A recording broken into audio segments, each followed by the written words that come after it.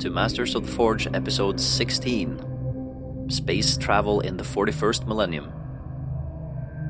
I'm Snorre, and with me in this gender-neutral virtual recording cave is... Adam. Hi. How you doing, Hi. Snorri? I'm Hi. doing good. We're still missing Camille, and yes, we are missing him. Seriously.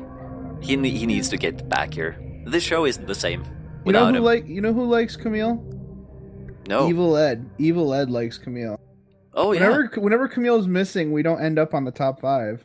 And I don't think it's because Evil Ed likes Camille. I think the show is better with him. Yeah. Oh, by the way, Evil Ed, we really thank you. What was it? Yeah. The last 2 times we were on, it was 2nd place and 4th? That was so cool. Yeah. It's so nice. I don't understand how we do it.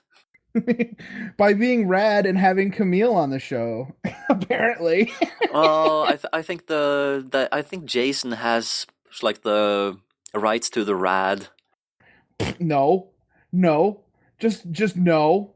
I'm American. I can say rad if I want. I can even say things are fresh. Yeah, well, he's say from stuff is California. I think that just counts extra. It does count extra, though. You're right. Yeah, being from California does help. Yeah. So, Adam, what's up? Oh, so much is up. I don't even know why I'm recording right now. I should not be recording. I should be doing the things that are up. I have so much work to do. I was super lazy the past week. I didn't do anything. I didn't do a thing. I was supposed to work on Sisters of Battle for Du Bois GT for my buddy Kevin. All I did was finish building them and get a base coat on. And I was supposed to start painting the bases for another project, like 60 scouts for Frontline. And I 60? didn't. Yeah, it's like a lot of Wow. scouts. Yeah, it's a lot of scouts. And there's also like a brother Karamazov or Inquisitor Karamazov or whatever. But I wasn't sure what the bases needed to be painted.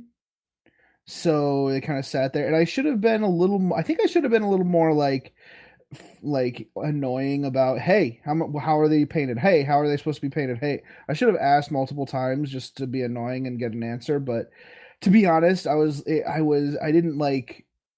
kind of glad nobody said anything, because the last thing I want to do is paint bases, then have to scrape paint off and glue the feet on again. You know, like that sounds like a lot of work. So I'd rather just paint the bases once. I always paint my bases after I've glued the figures on. My problem is that if you glue the miniatures onto the base after you finish the base, it kind of looks like it's hovering above the ground. It doesn't really get that nice contact with it. So I usually glue I glue the miniature onto the base, then I do the basing, as in put glue and sand on the base, so that the sand goes a little bit up the shoes, simply because then it looks like their kind of feet stuck properly into the ground. These are scenic bases, so they're going to require a lot of painting. Like they're like tiles, skulls. Tiles, yeah, they're like tiles and stuff. There's multiple textures on there, so it's going to be a kind of a big deal. It's going to take a while, so unfortunately they haven't arrived yet, so I don't even know what's going on with that. That's going to take a really long time, and I have Du Bois coming up in a week, so right now I'm splitting my time between assembling and painting and Inquisitor Karamazov and finishing Kevin's Sisters of Battle. I do have all the base coats on and most of the washes, so I'm almost up to highlights. So I'm going to put some base coats on Karamazov tonight, and I'm going to start highlighting the Sisters tonight. However, I guess, I really only have myself to blame, Snorri. I guess I just have this. I just had a moment of weakness, right? So I didn't re-up World of Warcraft, so that's good. I didn't do that. I didn't do anything crazy like that. But the other day, when I was waiting for stuff to come for this project, and I was just like, and I had just base coated the sisters, and I was like, well, I guess I need to wait for the sisters to dry. I took the killicans that Son of Korak sent me. He's a Buddha, and I broke everything down and started building. I took my I took the GW Def Dread kit that I had in my foam, and I broke that down too. And I built a Morkanaut. I built a Morkanaut. So your Voltron can or Volt Devtron? he's Voltrork Krumpa of the universe, Snorre. And Okay, he is awesome. He's got a red Killican on one arm, and a green Killican for another arm, and a yellow Killican for a leg, and a blue Killican for the other leg, and a black Killican forming the head. He is nice. so rad. He is so rad. I shared him on the Facebook page in case anybody wants to see it. I am so excited. And here's the thing, man.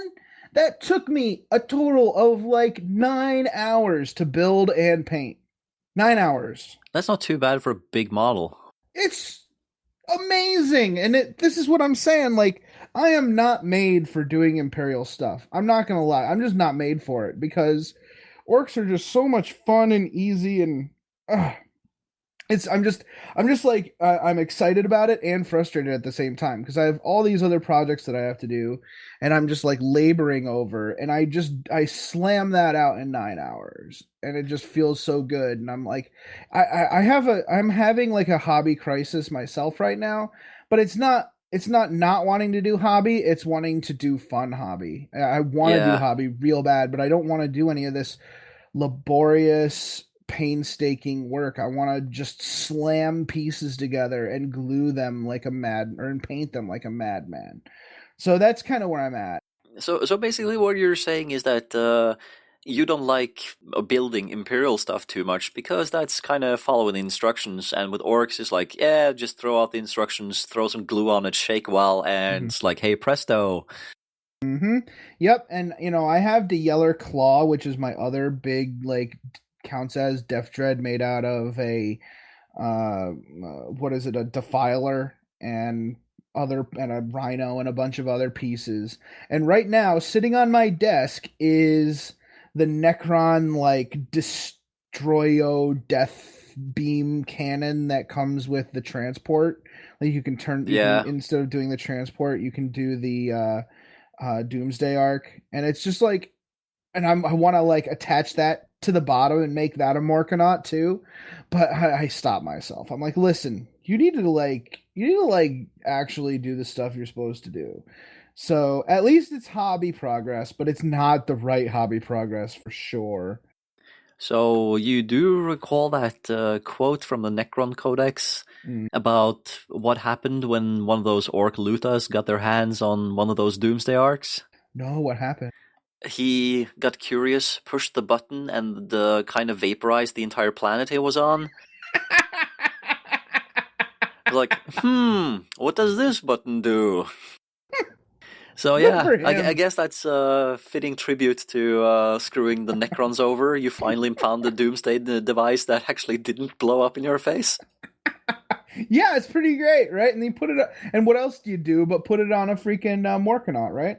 Yeah. So I have a little bit of procurement hobby progress. I have I have a my buddy Kevin uh, went all in on the toughest girls of the galaxy, and when I say all in, I mean like he's a Sisters of Battle player, and he wants to run Imperial Guard with his sisters. So he went all in on toughest girls of the galaxy, and I asked him to order me an extra Drusilla Lepic model. She's Oh, you're this. talking about that Kickstarter thing? Oh, Yeah, those are actually really nice. Raging Heroes. Now they are a little. A lot of these models are a little like kind of the unrealistic.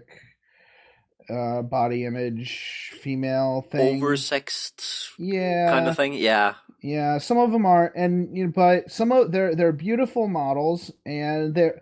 The one thing is that this Drusilla model, this she's the Sky Captain of the Jet Girls. So she's like, I'm using her as my Saint Celestine. She is a little bit small because it's true scale, not it's not heroic scale. So she yeah, doesn't that's have going to giant cause hands. problems. Yeah, so she's a little weird looking, but to be perfectly honest, I love it. I will have no problem putting her on a 20 on a 40 mil base and cruising around and killing dudes and hitting running out of combat. It'll be fun. Oh yeah, I'm looking forward to seeing proper pictures. Yeah, I mean, I glued her onto a base and put her arms on. She's staring at me. She's like, I want to fly around and kill stuff, and I'm like, listen, honey, maybe sometime, but not right now. I got stuff to do. Which is fine. You should personify your models and give them characteristics of humans and talk to them. That's fine, right? That's not the sign of a mind that's ill, right? We're fine. I'm okay. You're probably okay. And yes, I am calling for the people with that straight jacket thing and the nice big ambulance and the No. padded cells. Oh. My uncles used to call that the laboratory. They would torture us kids by having somebody call the house and say it was the laboratory, and they will take you. They were going to take us away, and every once in a while, one would go walk around through the back basement door, like the cellar door outside, and come up out of the basement with like a white coat on and like just scare us. My uncles were awesome. Yeah, okay. They weren't anything like my uncle. No? Then again, my family is all academic, uh, you know, boring people. Ah, yeah, no, my uncles are awesome. At the same time they're mean, and I'm not gonna. When you're 5 and you get thrown into a cow watering trough because you're annoying. I don't know, that's a good and a bad thing, I guess. You probably learn reasonably fast that being annoying is not a good idea. I don't think I learned very well, Snorri. Well, you're American. As far yeah, as far as other hobby progress goes, I guess I don't want to belabor it any more than I already have. But I did go to a tournament after we recorded last, and I did reasonably well. I took my bike list to the tournament at Dirty Goblin Games in East Greenbush, New York, or sorry, Queensbury, New York, and did reasonably well. I cheated my first game though because Zagsnark Darippa from Imperial Armor 8 does not get a warlord trait because his bikes are troops. That's technically his warlord trait. Yeah. So I rolled myself a warlord trait and said, "Bro, you win because I cheated." So moving on from there, I got some. I had an opponent running another Imperial Armor unit, which is I think it's a librarian who automatically gets the trait that gives you infiltrate, and I seized the initiative and ate all his models. Um, then I played against Tao, which was a tough fight. This was the tough fight, and I won that game actually. He set up across the board with 3 Riptides and a Hammerhead, and everything else was deep striking suits. I overcommitted on one side of the table, which made it tough. The bikes are fast. I need to remember that. So there's no such thing as kind of having to keep everyone together. In fact, the bikes are so big that keeping everyone together actually creates space issues and makes it hard to move around and assault with everything. What I have to do is spread out thinly actually and go after individual units with bike units because they're tough enough to handle with their 3 plus jink when they turbo boost, and if you have night fight it's 2 plus. It's so good to just get across the table, spread out, and assault because they're Tau, right? The, if you assault a unit, they're gonna die. Even the Yeah. Riptides. A unit of Orc bikes can assault a Riptide and expect to either kill it in the first turn or the second turn that they assault, Yep. or on the Riptide's own turn because of the Power Claw. Thank God they're not characters. So that game went well for me. I didn't win the tournament. I know I didn't. I got like because the first game was a narrow loss because of the cheating, and I won the next two, but other people had way more battle points than me. So I didn't win the tournament, but I felt like the list worked really well. It just needed some adjustments. So I submitted my list to Du Bois GT. If you're going to Du Bois GT, you better submit your list now because it's too late. Yeah. It's already too late to submit your list. You better submit it now. So I submitted my list with some minor changes. Still have all the bikes. Still have 3 units of bikes. Still have a unit of knob bikers. Still have Zagsnark the Ripa. Still have a Pain Boy on a bike. And I took my little piglet, my green stuffed piglet with the Grot Orderly riding it. He's so awesome. He's like my favorite model in that whole army. A truck with some tank busters, a truck with boys. That was my addition. I actually put in the list instead of like the Defcoptas and a few other minor things. I put some boys in a truck instead. And I think that will help a lot. That truck is going to be a prime target because it's objective secured and it has an objective secured unit with a power claw in it. So I'm thinking that is going to be a great, like I'll put that in some cover, and hopefully people will stray fire towards it and let the bikes get across the table. The knob bikers are also a great draw of fire. Like they attract so much fire that by the time those 2 units are dead, and hopefully the tank bust is too, the regular bike units will be across the table and just raffle stomping through lines. At least that's my thought.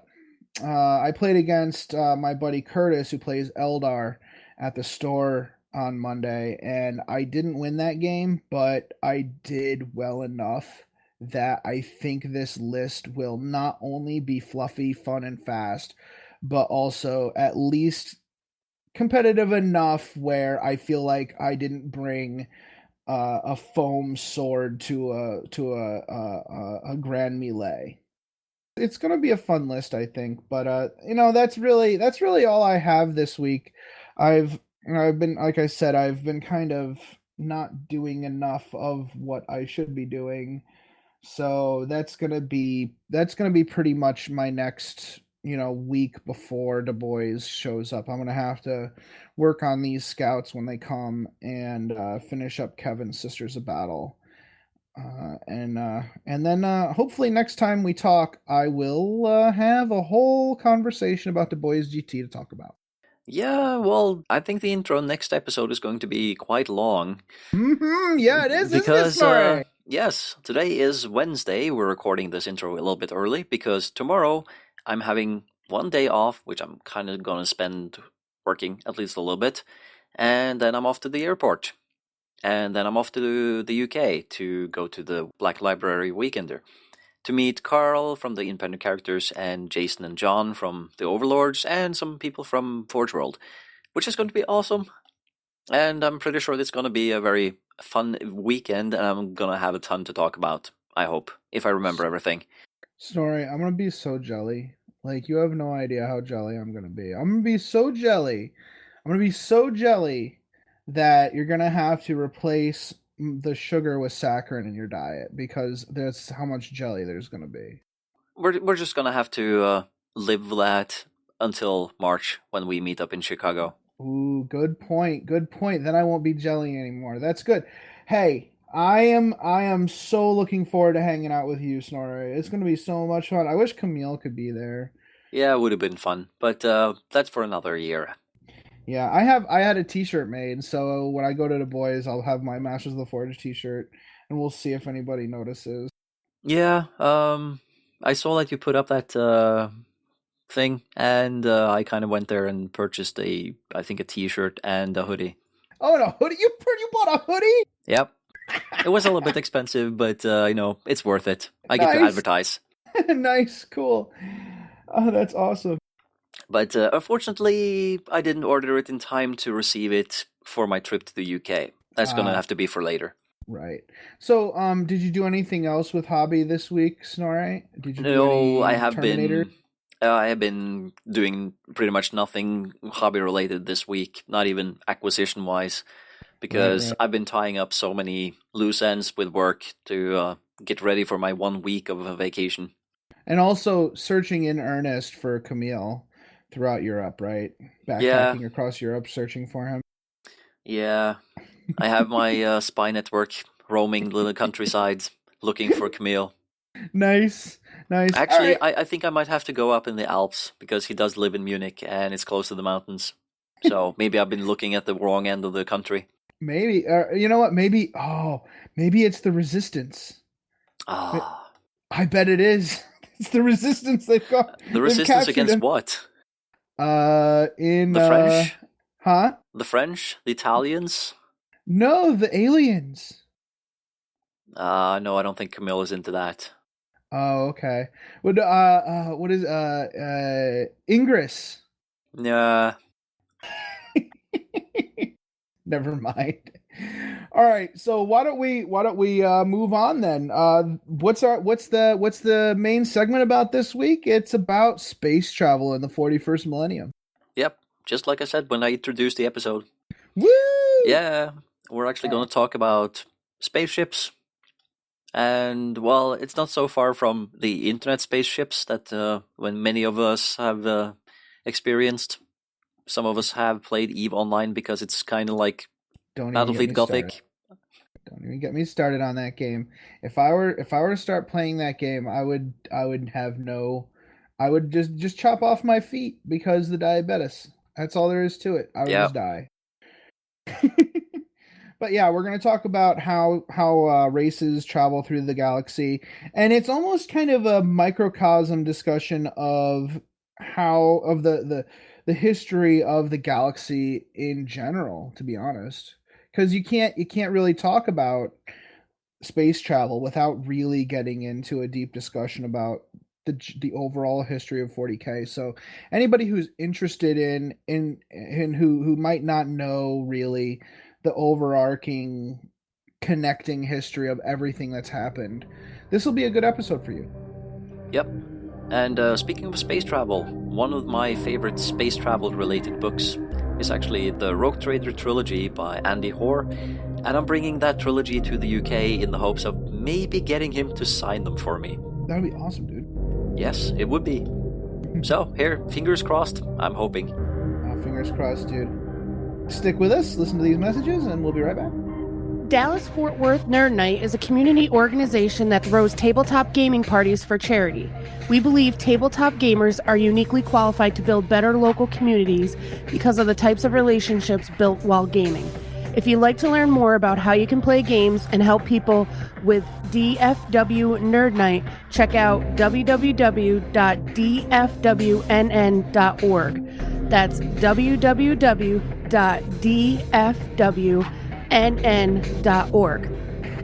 Thanks.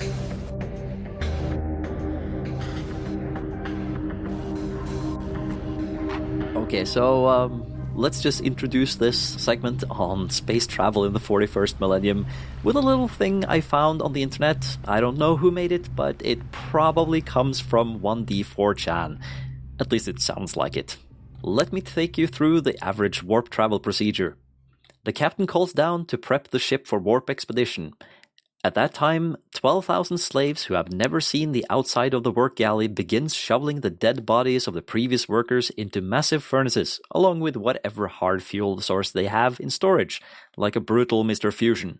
A field of pure psychic you is generated around the ship, and the blinded, mentally traumatized man inside a metal egg begins screaming unendingly as he charts a course through the warp, which is basically a giant ocean of pure emotion, in which the unnamed ones lounge around and with humanity by the luxury of simply existing.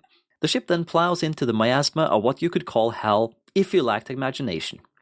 Pray to the Holy Throne that the astropath doesn't accidentally get you lost, become possessed by a demon, or just explode like a mushy human piñata from the mental stress of being around so much pure cannot be. If the void shields even flicker on the 8,000-year-old vessel, which no one actually understands completely how to work, demons made of and lemon juice will crawl into your reality and do things you literally cannot imagine to every soul aboard. I mean that. The very notion of understanding the completeness of the horror the human victims will be witness to would shatter your perception of reality and cause your head to explode. Mission Clock says they were only in the warp for 5 days. It was 17 months for everyone aboard. They also missed their destination by a couple of solar systems, and 80% of the crew is dead. The captain turns to his bridge staff and pops the cork on a vintage stock of Jerrick Ale and salutes another successful warp jump. Welcome to 40K. Oh, that's beautiful. That is just pure. That is pure poetry, sir. I would say it's pretty horrible, but yeah. I wish it were far from the mark. I wish it were. Oh no! It is kind of. It's a humorous description of how it seems to be. Yeah. Oh my goodness. So yes, today's episode is about space travel throughout galactic history.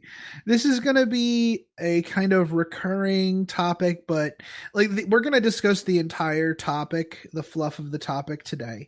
But in future episodes, we're going to do some focus on individual races or individual species if they come up in our fluff discussions tangentially. We'll talk more on that later. But first, I guess we'll start with the real progenitors of everything, and that's the old ones. They come from a time when the galaxy was new. So the old ones created the webway, which allowed them to traverse the stars in a blink of an eye. The webway is a realm which was created basically from the fabric of the Materium. So the Materium is another word for the warp, but it's not forever changing and scary like the warp is. It's actually got a structure to it.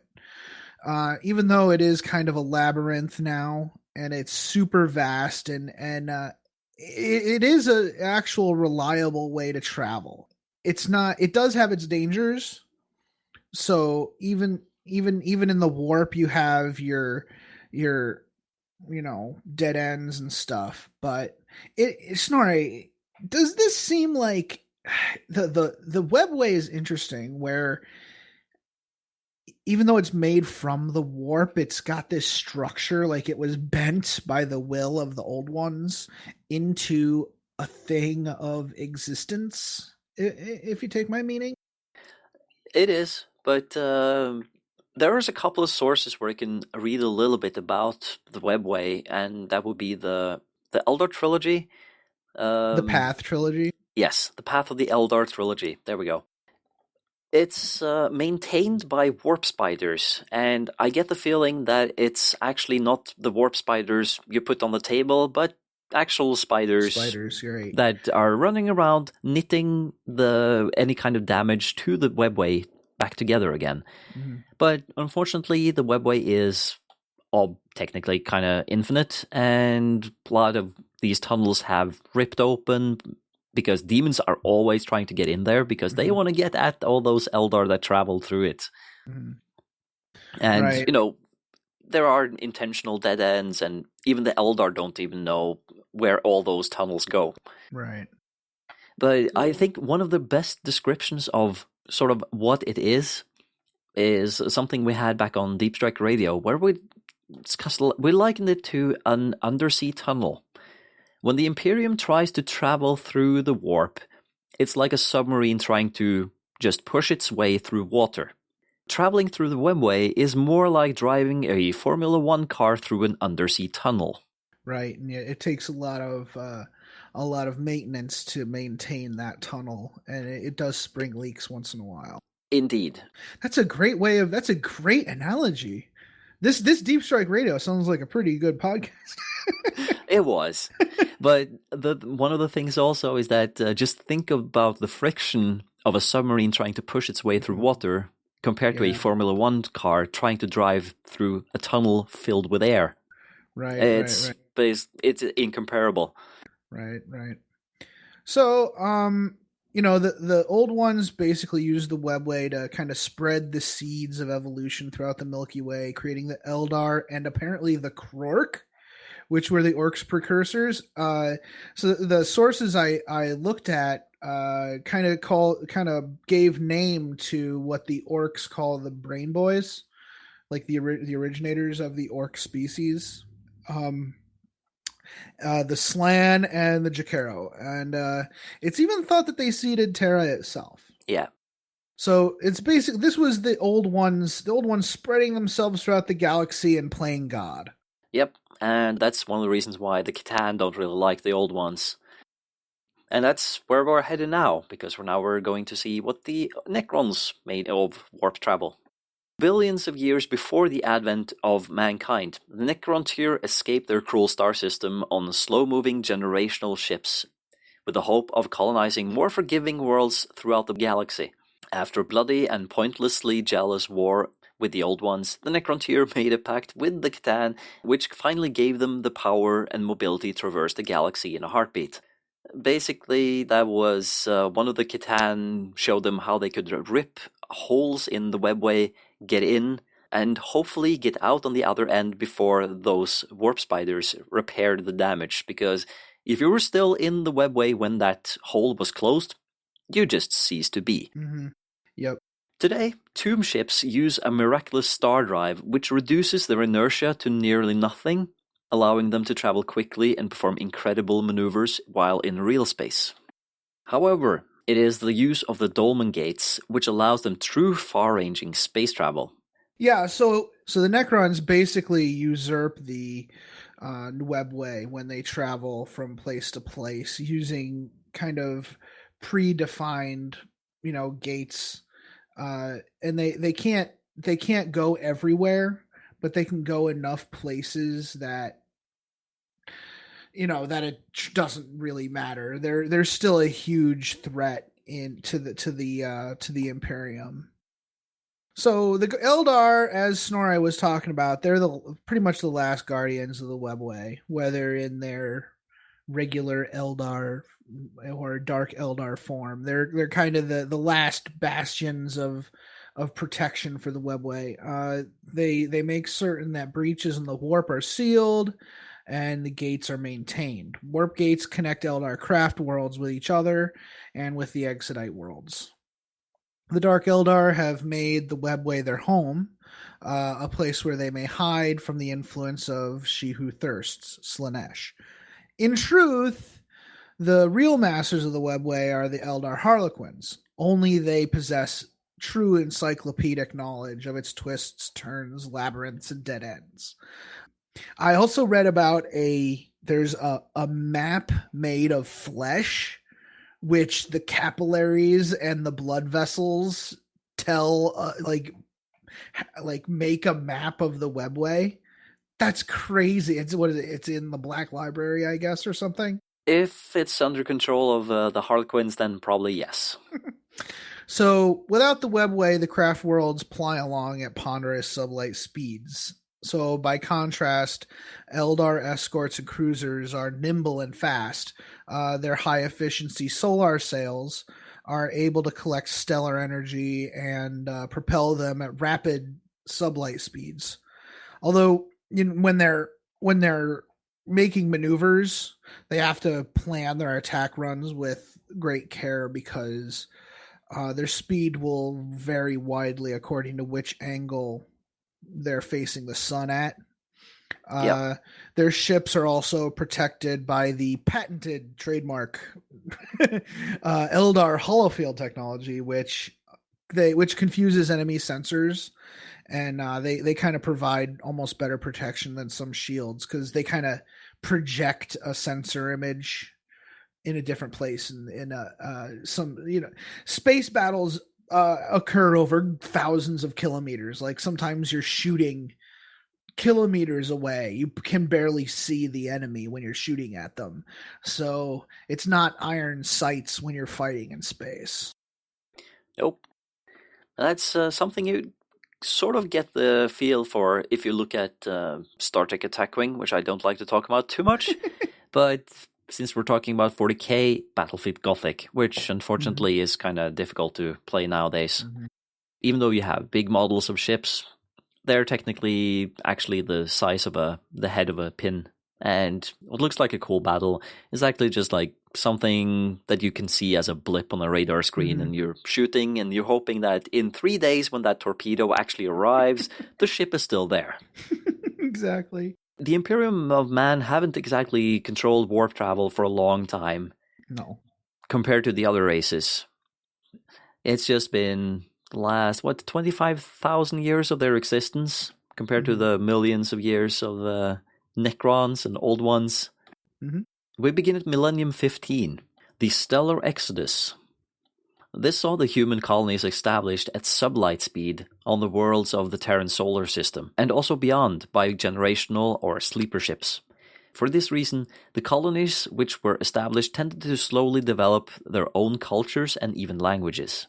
In Millennium 18, the warp drive was finally invented by mankind during the dark age of technology. Although warp jumps had to be short, colonization exploded and humans began to fill the galaxy alongside the Eldar, who mainly ignored this possible threat, being kind of busy with sex, drugs, and rock and roll. The warp drive also bound the colonies together with trade and communication, allowing for a more homogeneous culture of humanity to reestablish itself. Right, yeah, like whereas you still do find these colonies out there that have not seen another human being for millennia, but these colonies were, they were able to communicate and keep trade up and basically have, even though they did diverge a little bit in their culture, kind of like different countries on Earth, they weren't wildly different like the original colonies were. Yes. In the Millennium 22, we have the emergence of the mutant navigators. We don't really know where they came from. They have this third eye that lets them see the warp in a way that no one else really can. And this allows for longer and more accurate warp jump. Yeah, you know what? I think Big Nasty B, I think he's a navigator because he's got that third eye. Pretty sure. Nasty B? Who? Big Nasty B from Life After the Cover Save. Okay. Sorry, go on. I'm confused. Sorry, dude, go on. In Millennium 25, the Age of Strife, brought about by the rise of the Men of Iron and the birth of Slaanesh, not only paralyzed all warp travel, but caused great stagnation in technological progress.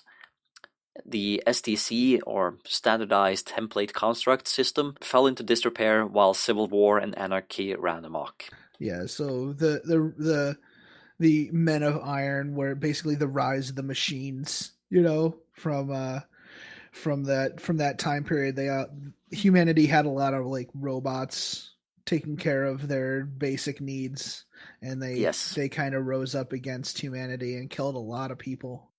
Yep, and that's one of the reasons why you see the Mechanicum of Mars having robots, but now in the 41st millennium, robots don't exist more or less in the Imperium, simply because AI is evil and no one really trusts them. Right. If Mars has them, they're not telling. Yes. But they were still using them around M30. Yeah. In Millennium 29, however, Mars sent expeditions through periodic breaks in the warp storms, and these included servitors, tech priests, and entire Titan legions. Some of these expeditions succeeded in establishing Forge worlds.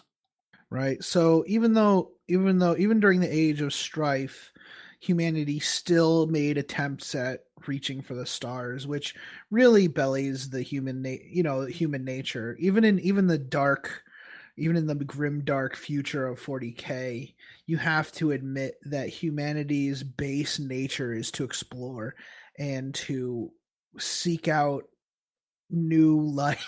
Darn it, I don't want to go into but you know what I mean, even back to our past, our ancient past, million years ago, humanity survives by constantly moving and seeking out resources, and I think this is only perpetuated by space travel. And a challenge to a human is just that. It's a challenge. It's not a hindrance. Right. It's to be overcome or absorbed as an experience to further your personality, and to overcome as a challenge that makes you feel alive. And I think that's what space travel really means to a lot of people.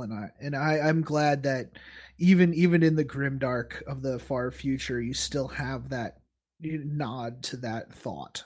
So the 30th millennium changed a lot, right? The Great Crusade began with the emergence of the Emperor of Mankind, and the age of the Imperium began. Warp travel became prevalent again as the Emperor conquered one system after the other, bringing them under his protection. Conquest became the new method of propagating the species. Also at this time, the Emperor found a secret portal to the webway of unknown Xenos origin buried deep within the Earth. He began a grand project to grant mankind access to the webway and hopefully forever negate their need to traverse the warp. Sadly, due to many truly unfortunate turns of events, and I mean literally just random acts of violence or like difficulty, the project had to be abandoned during the Horus Heresy. Now, I don't want to spoil anything here, so I'm just going to say that this was a long yet interesting story for another time. At any rate, ever since then, mankind has used the warp drive as their primary method of traversing the stars. The warp drive essentially allows an Imperial ship to force its way into the warp. Once there, the ship is free to travel at speeds which, relative to real space, are usually much faster than the speed of light. While in the warp, the ship is, and that should be read as should be, protected by a vessel's Geller field, which is an arcane device that emits power field supposedly impervious to warp beings. It was basically a small pocket of reality within in-reality, or unreality, or whatever it is in English. A small percentage of ships in the Imperium are not operated by the Imperial Navy. Certainly the Adeptus Mechanicus, the Adeptus Astartes, the Inquisition, and a few favored rogue traders boast small fleets, but nothing to compare to the might of the Imperial Navy. All 5 segmentums are broken up into small sectors, 200 light years to a side, and each of these sectors are protected by a battle fleet boasting around 50 to 75 warships each, as well as planetary defense platforms, torpedo silos, and any number of merchant and patrol vessels, some capable of traversing the warp and some shackled to sublight speeds. Yeah, there are a lot of ships in the Imperial fleet. The way 40K, the grim dark is portrayed, kind of makes you think that mankind is sort of alone and alone in the cold dark of the galaxy, and it is. Like, by comparison, 200 square light years, 75 ships isn't that much. But there are a lot of ships in the Imperium, in the Imperial Navy. It is a vast number. And it's if they were to if they had the ability or if they could use all these ships in a spear point attack, whatever it is dead. But of course that's going to leave so many openings for Abaddon and buddies, so the Imperium will never do it. No, it just can't. But this touches upon what Battlefleet Gothic, the game, is all about. Because that is basically a small game about the entire force in the entire sector of Gothic. Yep, the Gothic sector. It's these ships are the game just really focuses on that conflict in that sector. So each of these thousands of warships is manned by thousands, if not millions, of Imperial serfs each, toiling endlessly in the metal guts of these colossal monstrosities. Imperial warships are huge, ponderous hulks bristling with all manner of cannon, lance, and torpedo weaponry. They are festooned with not only practical devices such as anti-fighter turrets and thrusters, but also gaudy decorations both sublime and grotesque. I don't know if anyone's ever seen the cover of the Battlefleet Gothic box set of the Imperial cruiser. It is really really cool. I think it's a John Blanche artwork. I'm not sure, but you really see what great lengths the Imperium goes to in their kind of the gaudiness and sorry, what's the word?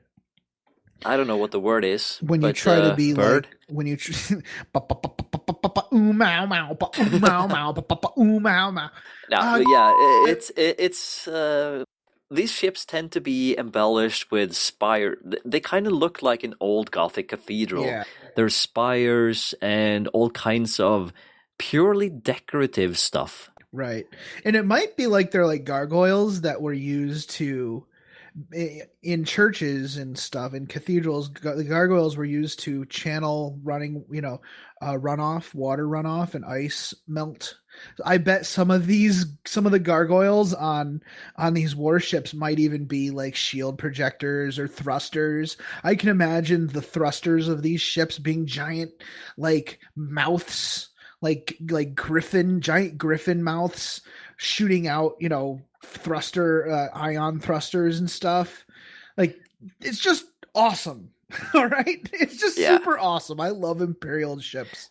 It's a real shame that most of the pictures of the old ships aren't available, at least on Games Workshop site. You can probably find them on Google Image if you search there, or in some kind of wiki. But these are really beautiful ships. At least the Imperial Navy ships are. Yeah. So Space Marines, not so much. no, They're more very- functional. yeah. Chaos, they're kind of there because they used to be Imperial Navy ships too. But, they've been chaosified. There was more spikes Definitely. and, yeah. So some Imperial ships carry wing upon wing of fighter and bomber craft, which promise to swarm the enemy, weaken their defenses, and allow the larger ships to move in for the kill, or even provide cover for more elite teams of personnel on boarding torpedoes or Thunderhawk gunships. Honestly, there is little in the galaxy which bellies the might of the Imperium like a fully mobilized battle fleet. Because all these ships, they have they have these warp shields, just like Titans do, just massively bigger. But these shields are tuned to intercept really dangerous stuff. Fighters, bombers, and torpedoes, Thunderhawks, that kind of thing, go straight through because it's too small and too insignificant. Doesn't really have like the mass of a torpedo coming in at full speed. So that's one of the reasons why they have these fighters. Next up, we have the Heretics. Truly, what can be said of the Imperium on the subject of space travel may also be said of chaos. However, if life aboard Imperial vessels seem like something out of the dystopian future fantasy, then the conditions aboard an Imperial vessel tainted by chaos is the stuff of nightmares, whether it be aligned with Khorne, Nurgle, or any other faction. Yeah, these are not nice places to live under the best of conditions, and when tainted by chaos, it just becomes just unimaginably horrifying. It's like, imagine the movie Alien, except your entire life is that. I don't think chaos demons have spaceships, right? They just transform out of the warp and they're just like, here we are, we're from the warp, have you heard the good news of Nurgle? Exactly. But speaking of the whole stuff of nightmares, that can also apply to Dark Eldar ships. Oh, really?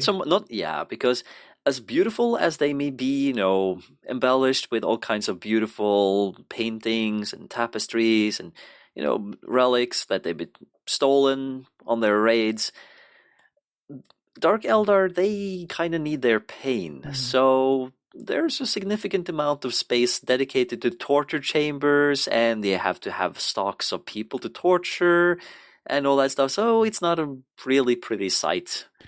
So chaos ships I'm imagining like a mix between Event Horizon and Alien or Aliens, Yeah, it would where probably be Aliens, where all yeah, the people are plastered all over the place. right.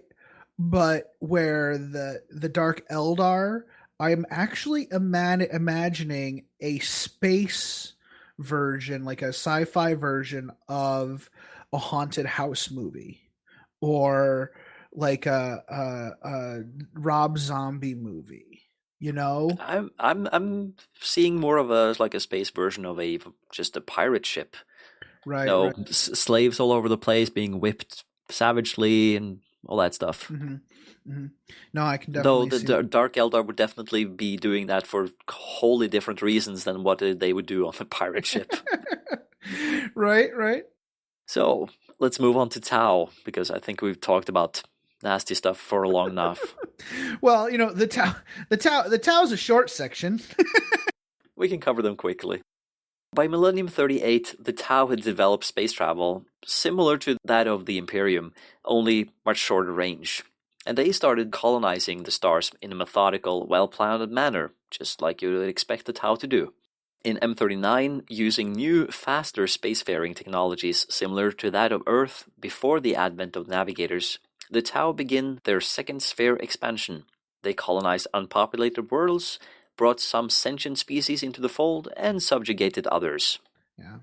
So the Tau kind of they do like they skim along the warp using short jumps, kind of like the mankind used to do before they got their super cool navigators. And don't the Tau? I was looking for this. Don't they use don't haven't they made friends with a species of like spacefaring like a Xenos race that lives in space, like Yeah, giant space cows? one of the extra ships that you can have in your Tau fleet in Battlefleet Gothic is a Nikasar Dao. And they are basically a slow-moving ship populated by a race that only lives in space. Okay. So yeah, Cool. So the Tyranids, their vessels are very different from any other race in the 41st millennium. yeah. The vessels are alive. The Tyranid vessels are Tyranids. Their ships can defend themselves with fusillades of bioplasma and acid, and they can launch clouds of spores at your ship. A bioship is capable of producing any number of strange and unusual creatures in the defense of themselves or in the invasion of a world. Some of the biggest hive ships gestate tens of thousands of Tyranid warriors under their hardened carapaces. These vessels even sport massive claws which can rend through the hulls of any conventional starship. So these ships are nasty, mean, giant leviathans in space that will rip your little metal-clad spaceship to pieces. One of the ships in Battlefleet Gothic, the expanded version of it, is called the Kraken. And yeah, it pretty much is. It's basically like a giant squid in space. Nice. The Tyranids are slow by comparison to many other species. Their ships incapable of faster than light travel. They're only able to traverse the stars thanks to a special bioform called the Narval. This living ship has the ability to harness a nearby system's gravity and warp the real space between. So it's lowercase w, warped.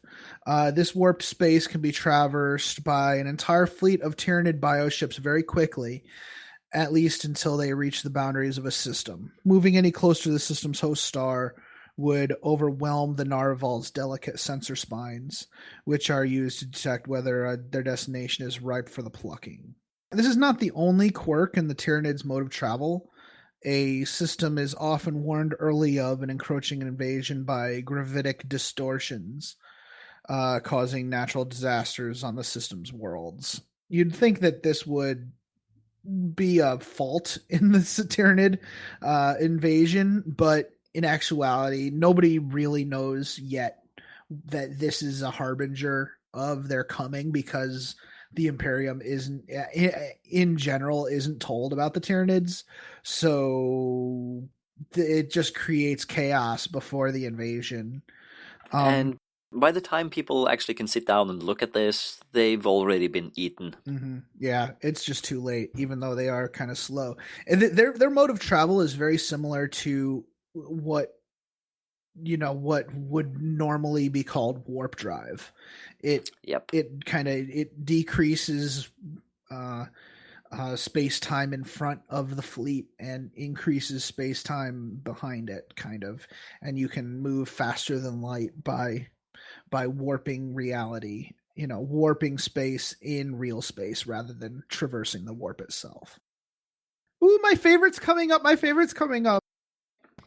I feel that we're kind of starting to sound a bit like Star Trek here, trying to science things up. Yeah, there's no point in trying to science it up. It's all sci-fi magic, right?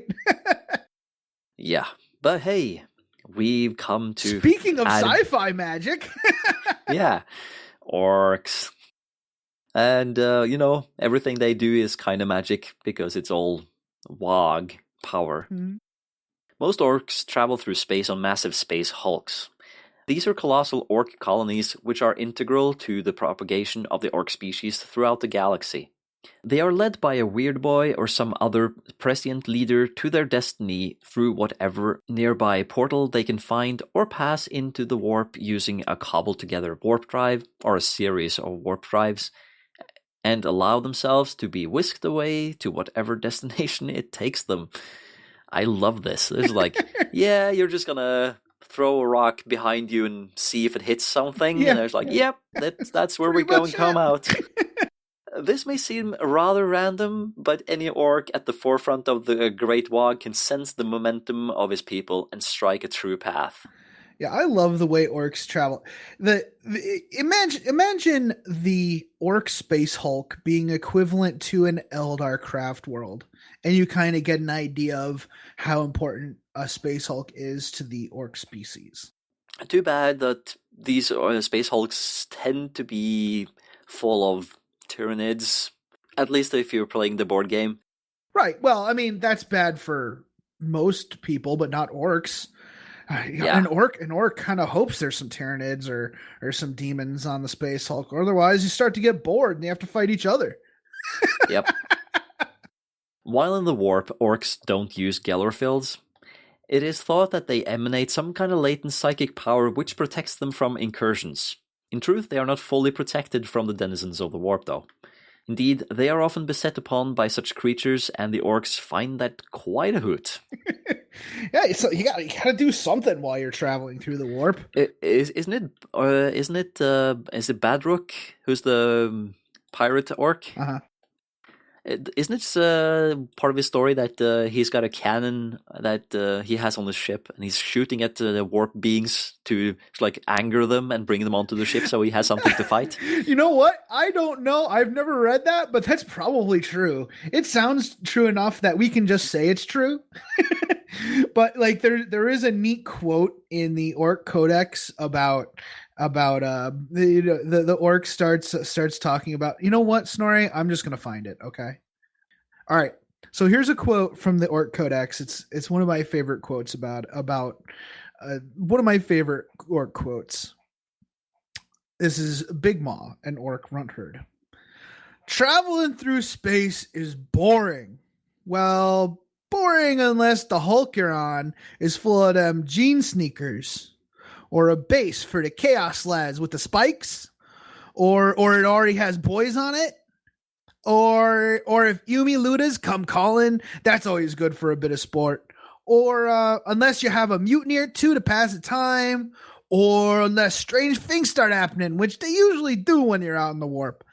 One time we had some bloody great ugly thing come straight out of weird Lugwart's head.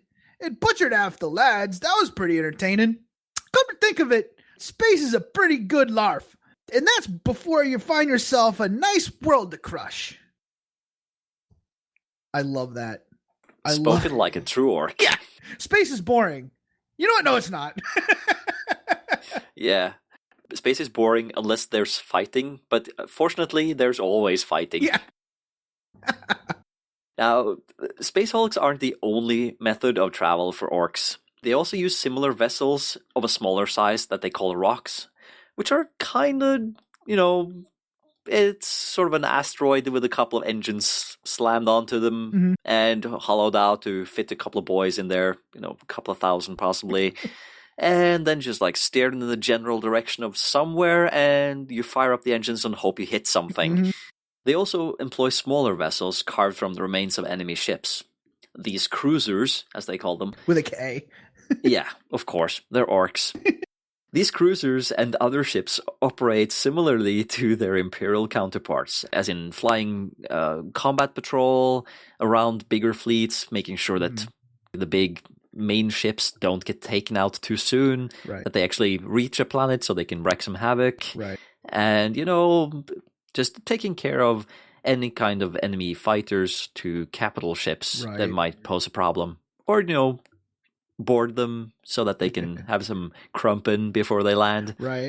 Yeah, orcs, the orc fleet, the orc space travel is really actually very similar to the Eldar, where the Eldar have their craft worlds, and then they use their smaller ships to go out and raid or to just travel between craft worlds. The orcs similarly use their cruisers for raiding and piracy and generally protecting the greater, the bulk cruisers like the Space Hulks and stuff. Orcs also have like battle cruisers, and you don't even want to talk about that. That's ridiculous.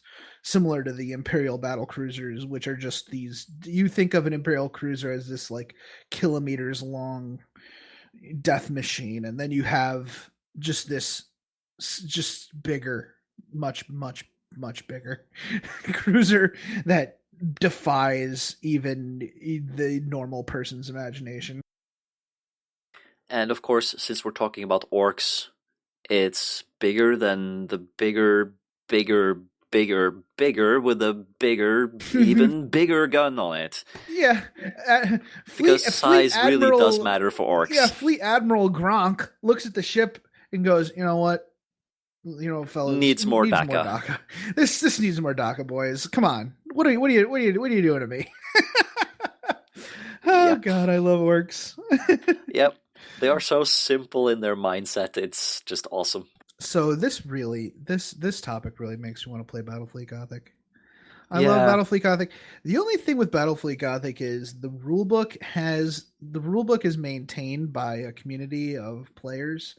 And now it is, yeah. Yeah, and even that is confusing because they're afraid to kind of compile it all into one rules set, so they have to kind of cobble it and say, okay, this refers to this, this refers to this.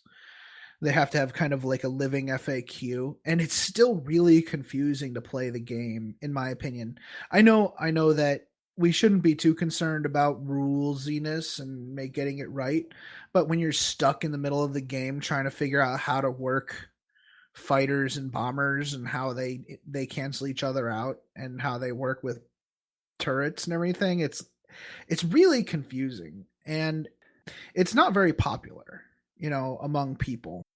And that is really unfortunate, I think, because I've played a reasonable amount of Battlefield Gothic with Big Jim and some of his friends. And it's a really fun game. It's not easy to play, and I guess that's one of the reasons why I like it, because I keep getting beat like you wouldn't believe it, but I find it that I get beaten in a way that's entertaining. And we keep telling a story. Last time I was visiting Big Jim, we had a nice game going on because I was bringing my Tau fleet. That was the first time I was actually playing my Tau fleet. And we were looking at, I'm trying to invade a system, and we tried out some crazy fleets. I was about to say lists, but it doesn't really feel like I should say lists in this case.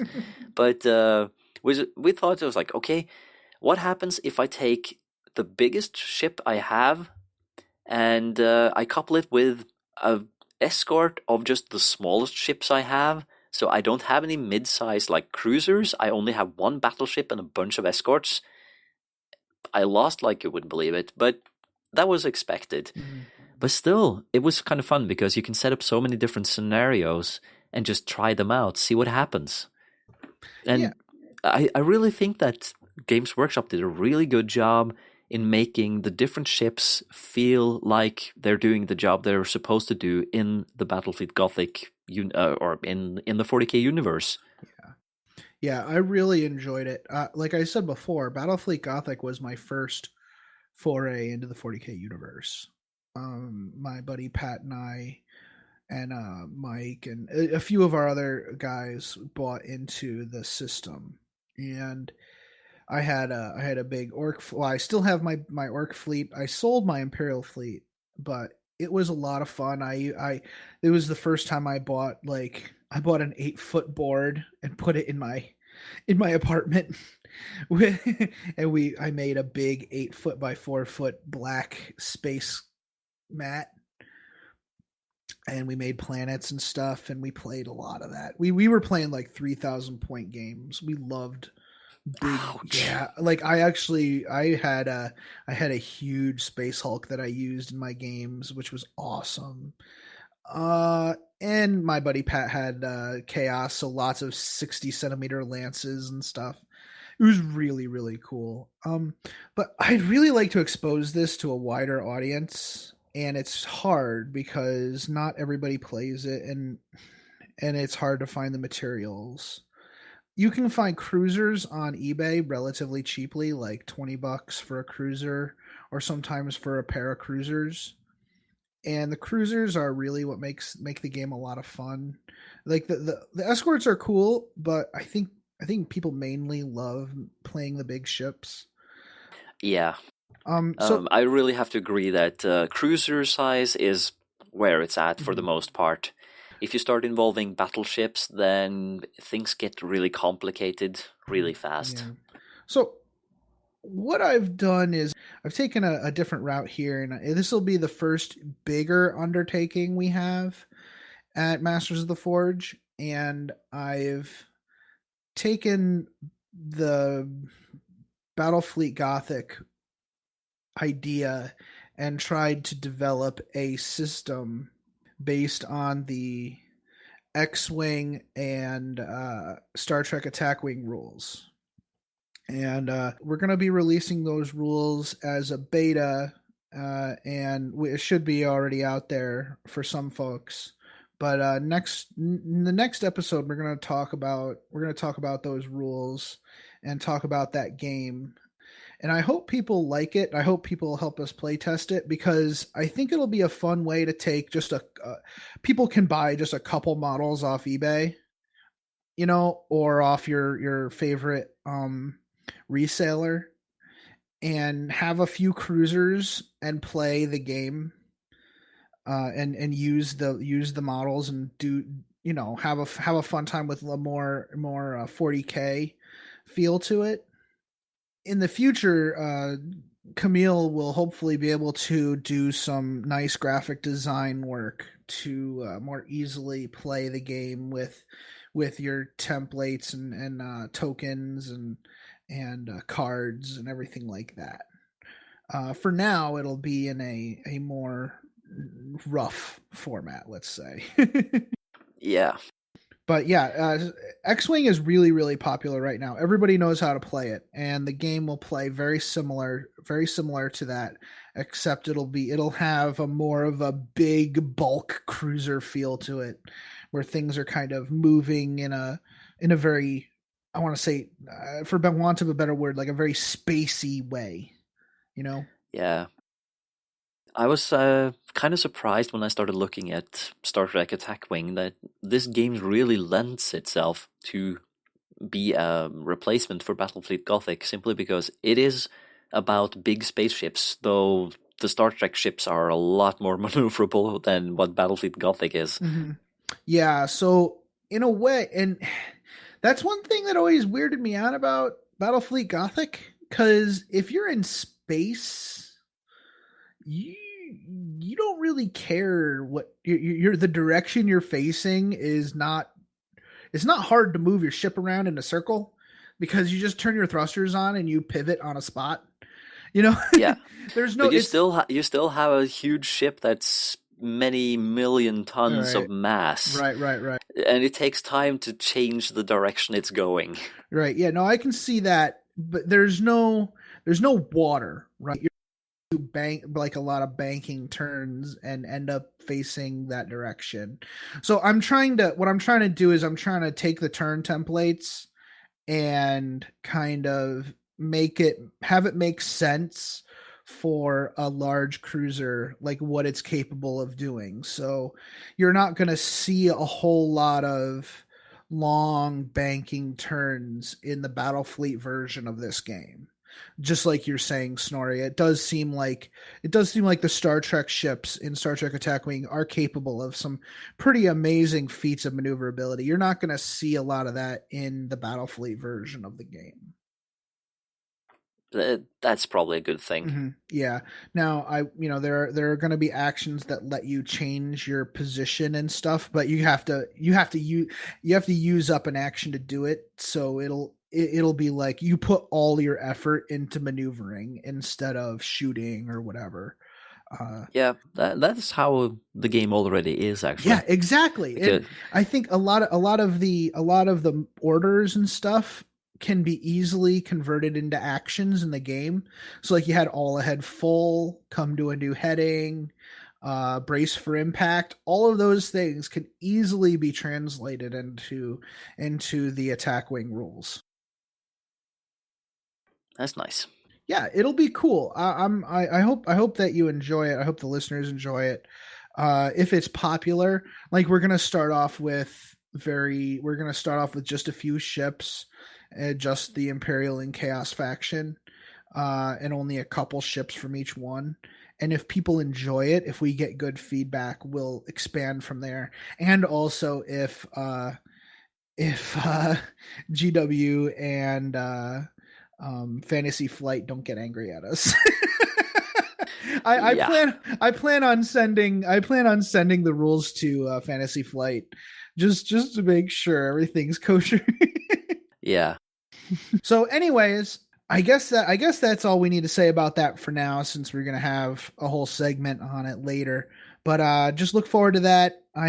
This is one of my favorites. I love spaceships. I love spaceships so much. I love space travel. I love the idea of breaking the boundaries of the Earth's gravity and kind of seeing what's out there. And I would assume that a lot of our audience feels the same.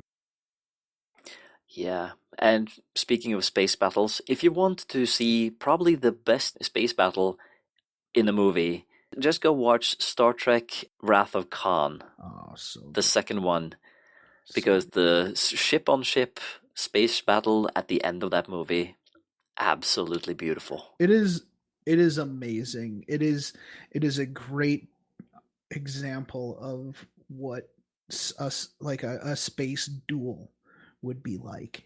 And yeah, it actually, it's so good. What else?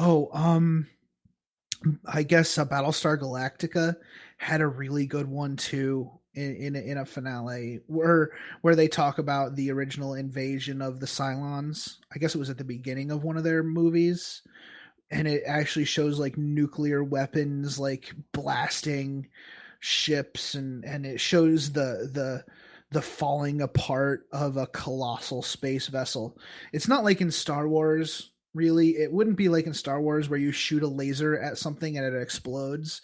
Like these ships would just burn and break up with, they expend their fuel and they just start breaking up in space.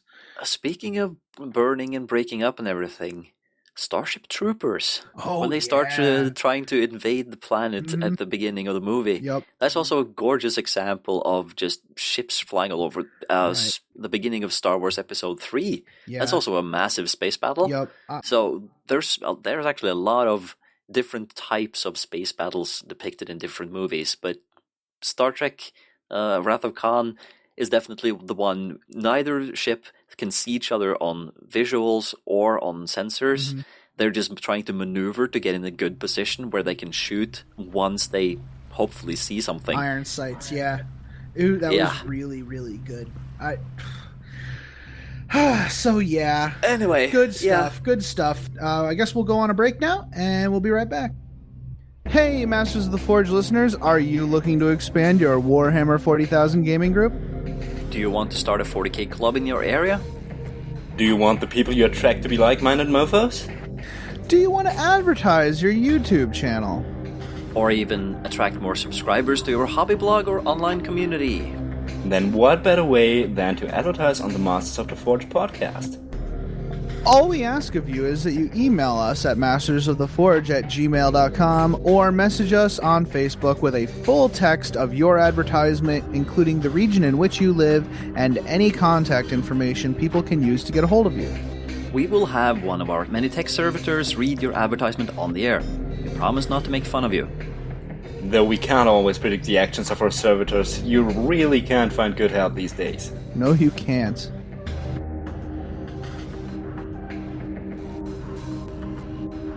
Now, before we close out the show, we're going to do some missions that help you link the space travel with your games of Warhammer 40k.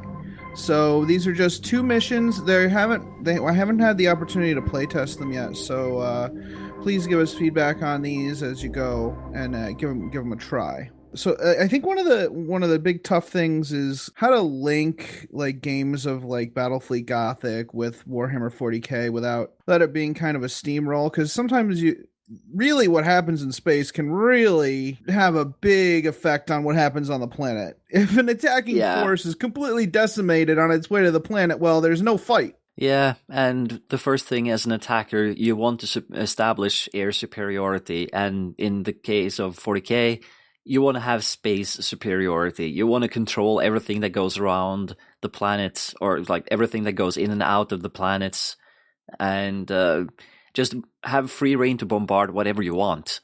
Mm-hmm, mm-hmm. That can easily be really unbalanced because, you have complete access to the entire planet. You can bombard whatever you want. Okay, orbital strikes all over the place. I have infinite orbital strikes. Okay, that's not going to be a fun mission at all. No. So I think it's cool to just kind of simulate a lot of these things and just kind of go for a general start of whatever campaign you're running to. It might be cool to simulate a more haphazard insertion where the battle might still be going on above, right? And your force might be inserted in such a way that it's not a sure thing that you're just going to have that space superiority, and you're certainly not going to use orbital bombardments on whatever objective you're going for because it might be damaged. So this first mission reflects that kind of thought, and it's called Beachhead.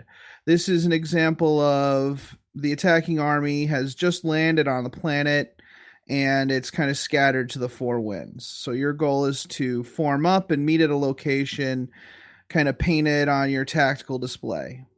There are some enemy forces in your way. Your commanders have chosen specific spots. Your leaders have chosen specific points where they want to break through where the defenses are light. And this game will be played with an attacker and a defender, clearly defined, and is best played with a large game of 1,500 points or greater. So I guess that's a small US-sized game. Yeah, that's a little game by US standards, but I went international with my measurements. Yeah. But like in general, you're kind of trying. You have an enemy that's spread out over a large area, and I think it would this specific game type would be tough to do in smaller game sizes. Yeah, that will easily be just 1 or maybe 2 squads, small squads somewhere, and that doesn't really reflect that whole scattered feel. Yeah. The defender may designate any one fortification they purchase for 100 points or less as their field base, and a field base must be a building, and we will cover what a field base is in a short time. In addition, the defender may only include some models which are required to arrive via reserve. This limit is up to 25% of the total points value of your list. For example, if a Necron player wishes to include Night Scythes in their 2,000 point list, and they are the defender, then they can only take 500 points worth of Night Scythes, or any other unit which must arrive by Deep Strike. So there's also and you'll see why later. So the table size is, whatever's appropriate for your points limit, suggesting like a 4x6 for up to 2,000 or a 4x8 up to 3,000. And before placing terrain or objectives, each player picks a long table edge as their home edge. For terrain, just design the table. This is the kind of mission where you kind of want to design your table as you go. Maybe even just let the defender build the table. As long as it's a friendly game and a friendly atmosphere, it shouldn't be too bad just letting the defender build his garrison or his or her garrison to really facilitate the narrative that demonstrates their thinly stretched defensive positions. Then you place 6 objectives in the normal way, 6 inches from the table edge and 12 from each other. The defender obviously deploys first. They must deploy at least 75% of the points value of their force before infiltrators are deployed. Deployed units may be placed anywhere on the board as long as they are not within 6 inches of a board edge or 6 inches of another unit. Models must be spaced in such a way that all 75% of the army can be deployed on the table. You can't space out giant mobs of models in order to make it impossible to deploy the rest of your army. Any units in the 75% which cannot be deployed are immediately destroyed. Suffice to say, you should build your army with the flavor of this mission in mind. The attacker deploys no models other than infiltrators, which are deployed in the normal fashion. So the idea is that this area is spread out with lots of units trying to defend a line, and this kind of also goes into the way we described it here is, look at the mission and don't try to game it. And I think the rules kind of help it not be gameable, I guess. So, but if you see a hole, please let us know and we can fix it. But I think that's pretty explicit in that you can't, you're kind of forced to deploy most of your army. So the special mission rules for this are the standard night fighting, mysterious objectives, and reserves. In addition, we have 3 other ones: threading the needle, field base, and orders to hold position. The first one, threading the needle, is for the attacking force. They've taken advantage of the enemy's thin defenses and have found a way to beset them on all sides. All units in the attacking force gain the outflank special rule. Units which already have the outflank special rule may, instead of rolling for their table side, arrive along any table edge, left, right, home, or enemy. So if you've already got outflank, you can arrive off any side you want. That's fun. Mm-hmm. Now next up is field base. The defender may designate one of their fortifications of 100 points or less as a field base. And I think it's not like you pay 100 points for a field base. It's if you've bought a fortification that's 100 points or less, you can designate it as your field base. So you don't have to have a field base then? No, you don't have to. It behooves you to. This fortification must be a building, as we said. Friendly units which deep strike within 12 inches of the field base do not scatter. Attacking units may not deep strike or infiltrate within 12 inches of the field base, and if the attacking player's deep striking unit scatters within 6 inches of the field base, they immediately suffer a deep strike mishap. So yeah, this is pretty much like both a homing beacon and a homing jammer in one. Yeah, it's pretty nasty. But it kind of gives the defender a little holding position somewhere on the field that they can fall back to. And the final mission specific rule is orders to hold position. The defender may not infiltrate, scout, or redeploy in any way within 6 inches of any table edge. This kind of prevents the defender from blocking an area for the attacker to come in on. That would be kind of not in the spirit of the game. So that little rule is fluffy, but also has a technical purpose. It's a bit like that tournament trolling story that we have all heard. About the Kroot along the board edge. Exactly. It's like, oops, you can't deploy. Sorry, you lost the game. Good luck. Sorry, White Scars. Yeah. So the first turn is the attacker automatically goes first. The defender may not seize the initiative as this is a surprise attack. Game length is variable game length. When the game ends, it kind of is supposed to represent a pivotal moment in the battle when the losing side is ordered to fall back and abandon the tenuous hold they have on what little territory they've gained. So that kind of helps you write the narrative for the rest of your short campaign or whatever you're doing with your friend. And victory conditions are as follows. The goal of both sides is to hold territory and kill the enemy. The more units which remain on the table by the end of the game and the more territory they hold, the more successful they will be. For each held objective, players earn 3 victory points. For each surviving unit in their army, they received 1 victory point. I like the idea of giving points for surviving units. It's like a reverse kill points. It is. But is it just one model, or is it for half a squad? Is there any kind of like a minimum to get that? No, just any surviving unit. If a unit is alive, you get a victory point for it. Nice. So HQs and stuff like that. So what do you think of this mission, Snorre? Do you think it would be fun, or do you think it accurately represents trying to gain a planetary beachhead? I think for the most part, the Imperium at least, or probably most armies, the idea of a beachhead is to heavily bombard one area, then drop in there. There's your beachhead. Yeah. Of course it doesn't count for your main army, your orcs. They just drop a rock down there and it's like, yep, we're done. And then they can just pour out from there. But yeah, there's orcs and strategy that just doesn't compute. Right. So I'm wondering if this is more of a let's represent a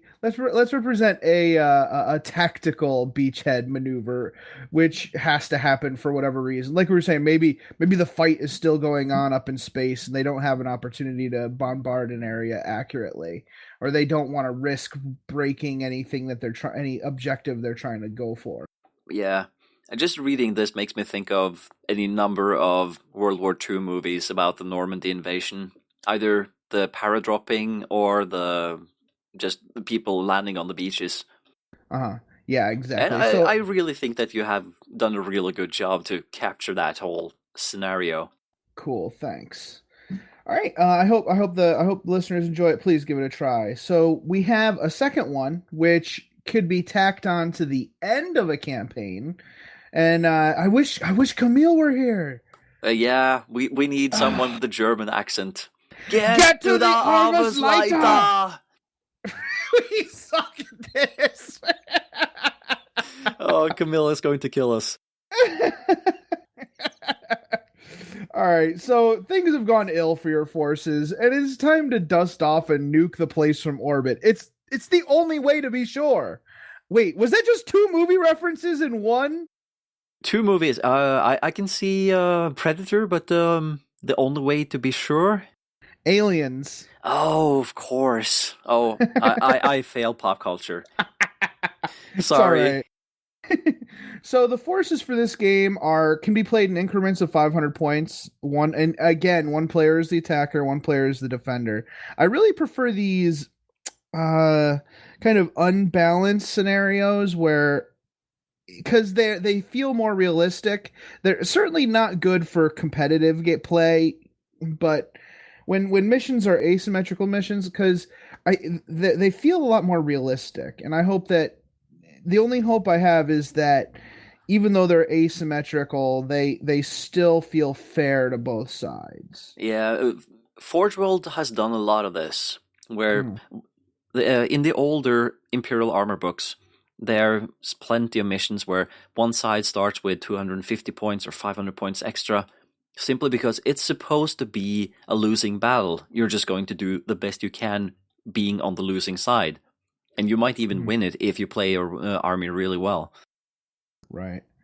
So the table size for this is just to scale it based on the size of your game. 4x4 for 1,000 points or less, 4x6 for 2,000, a 4x8 for 3,000, and you pick sides at the beginning before placing objectives or terrain. And placing the objectives.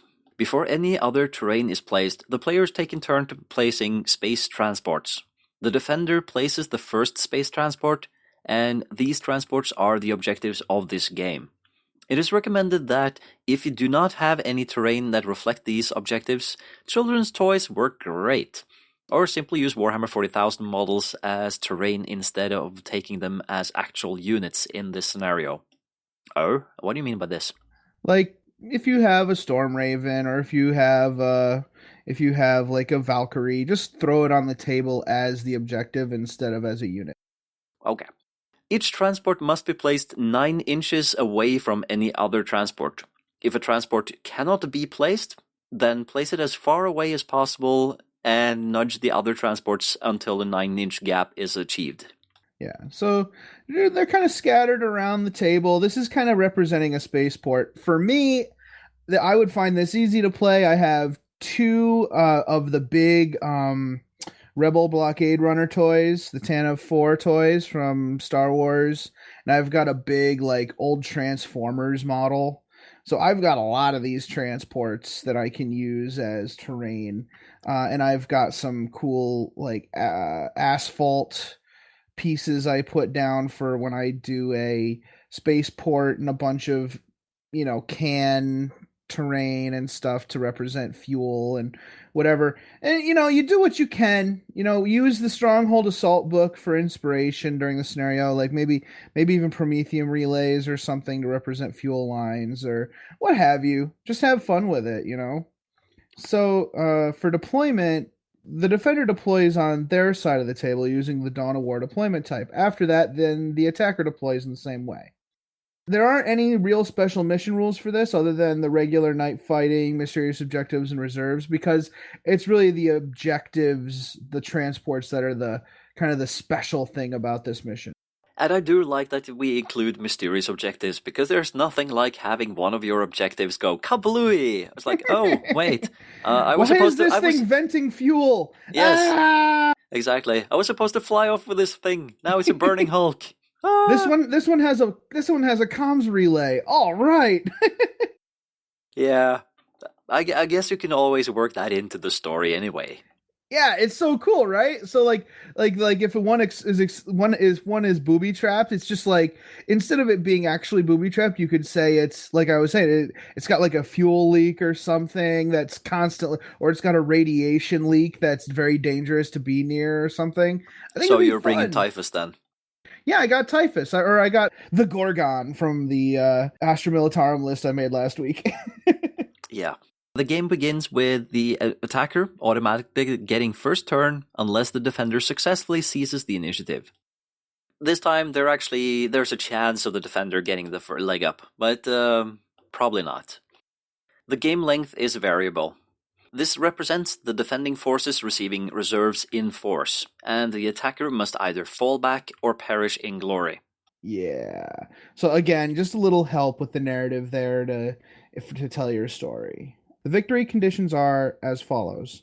At the end of game turn 2, if one of the attacking player's units is holding an objective, i.e. one of the transports, they may remove the unit holding that objective from the table, and the transport for a total of 5 victory points. So the transport gets removed and the unit gets removed. HQs are worth 2 points if removed in this manner, and your warlord is worth 4.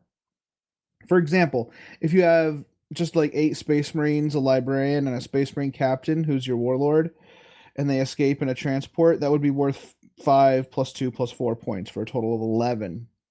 If just the librarian was successfully extracted by the transport, that would only be worth 2 points.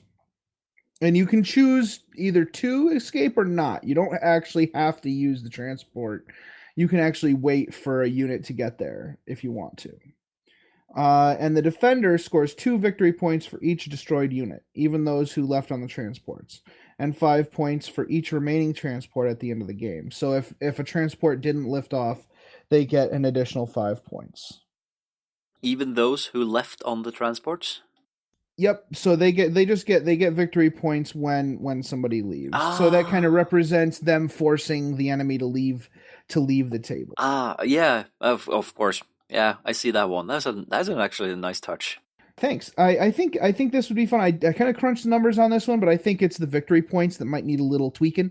So please let us know how that goes when you play your games. So I think these two missions could be used as a bumper on either side of a narrative, even just a 3-game narrative, or probably better as more of a 5-game narrative type thing, where you use this as the bread of your campaign sandwich.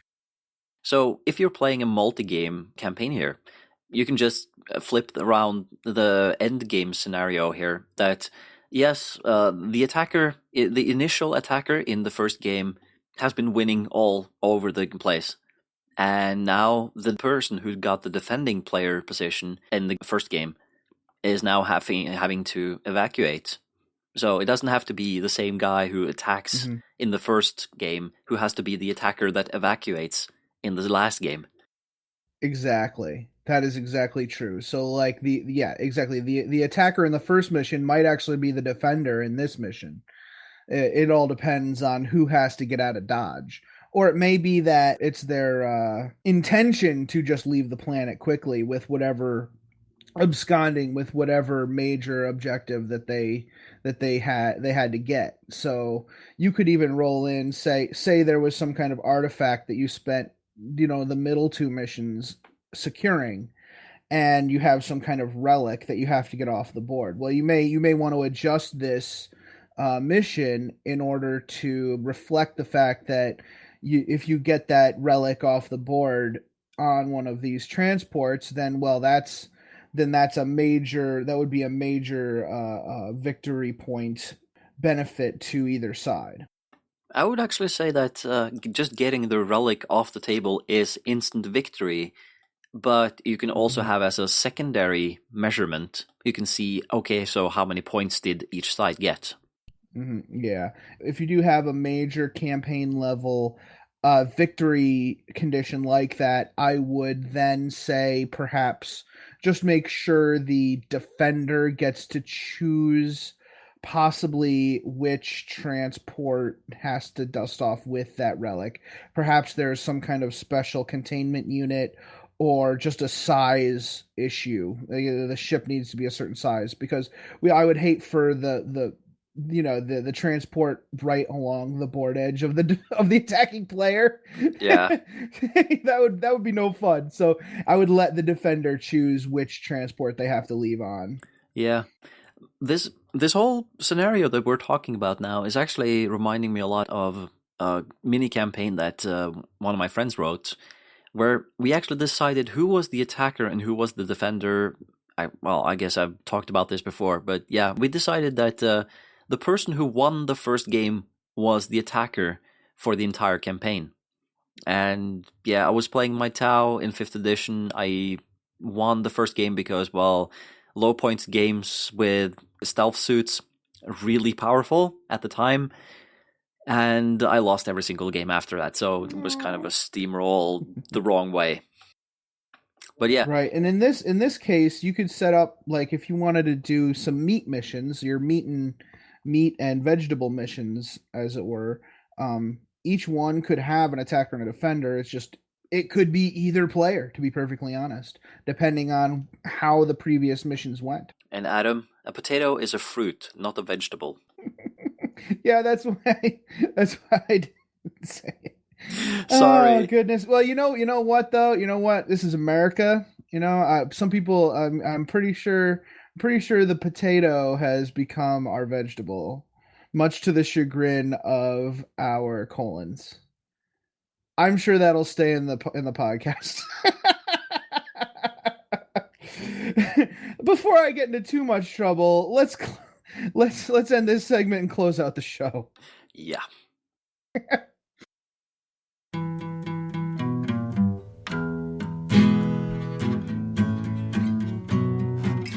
Is life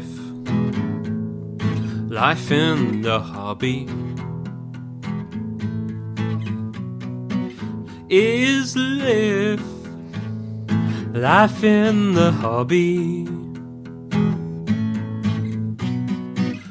Narrative gaming is so much fun. That's the way it ought to be done. Is life in the hobby? is lift.blogspot.com.